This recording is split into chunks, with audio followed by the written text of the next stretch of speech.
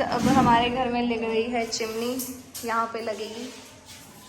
और यहाँ पे स्लेब थी और चिमनी की वजह से वो स्लेब तुड़वानी पड़ी। और ये हमारी रसोई है, रुको दिखाती हूँ। ये हमारी रसोई है।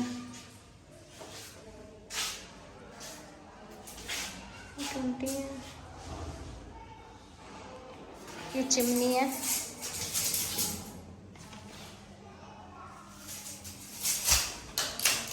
ये हमने ली थी 9,200 की।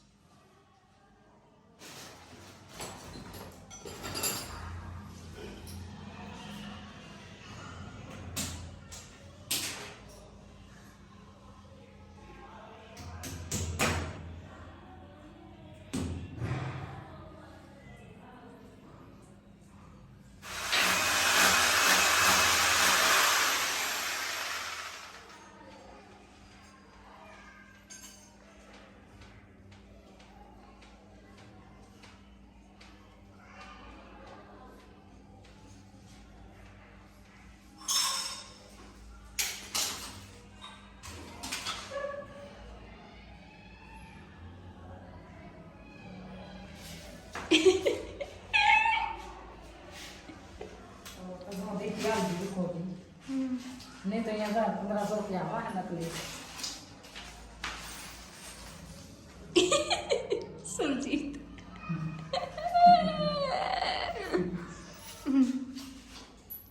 बस एक और कराएगा रसोई में फिटिंग सब कुछ हो गया, फिटिंग बनाएगी बस अलमारी की। और इतनी जरूरी नहीं होती नहीं केस में चोए बढ़ाने फिर चल फिर भी करा लेंगे। वो तो यूं देखिए पेंट खराब हो गया। हाँ अच्छा। सो गाइज अब हम लगवा रहे हैं अपनी रसोई में चिमनी। और रसोई में वो जो अलमीरा वाली फिटिंग होती है वो भी करवाएंगे। मतलब हम सोच रहे थे कि नवरात्रों तक हम अपना पूरा घर फाइनल करके इसका मुहूर्त करके आप लोगों को भी होम टूर दिखा दूंगी। तो अभी तो चिमनी लग रही है, उसके बाद फिर पर्दे वाला आएगा, क्योंकि दूसरे 2 ही पर्दे दिए थे, बाकी 3 पर्दे रहते हैं तो वो भी आएगा। अभी चिमनी लग रही है और फिर हम इस घर में प्रवेश करेंगे। अच्छा यहाँ लगेगी ये। वो हमारी चिमनी 15 मिनट में इन्होंने लगा दी थी और यहाँ पे भैया इसको साफ़ कर रहे हैं और इसमें पाइप वगैरह लगा रहे थे। तो ये कंपनी वालों ने ही भेजा था। ये क्या है? किस चीज़ की है? तो ये जलेगी नहीं? किस चीज़ की है ये?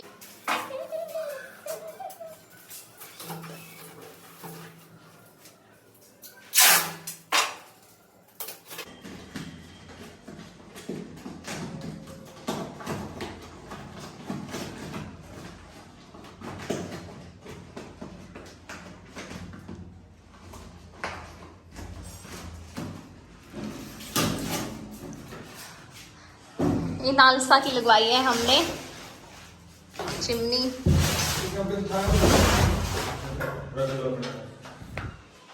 ओके ईमेल रखना है।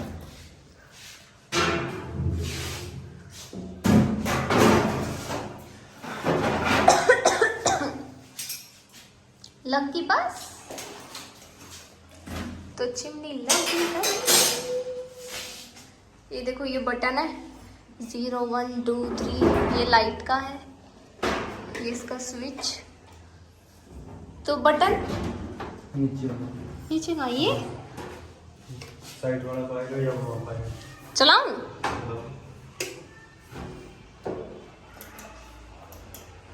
नहीं उधर लाइट नहीं है ना शायद।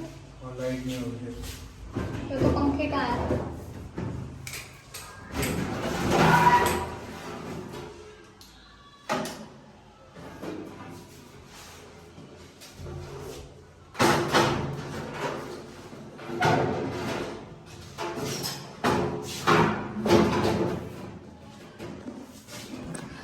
फाइनली चिमनी लग चुकी है और हम बहुत खुश हैं।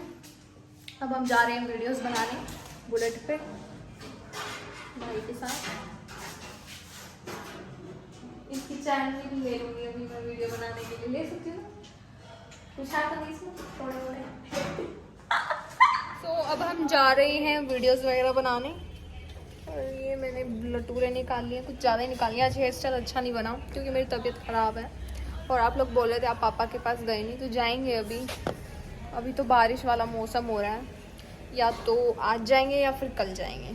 सोच रहे हैं संडे को जाएं और बाहर आ रही है बारिश बहुत ज़्यादा, तो नहीं आ रही, हल्की हल्की आ रही है। तो हम जा रहे हैं दोबारा दूसरे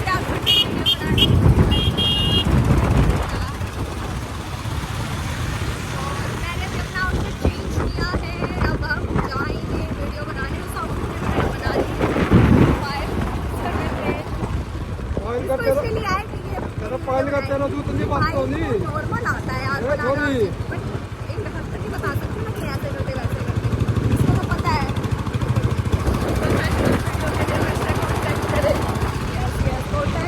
और 100 रुपये पर वीडियो चलो इसकी 100 रुपये में क्या आ गई।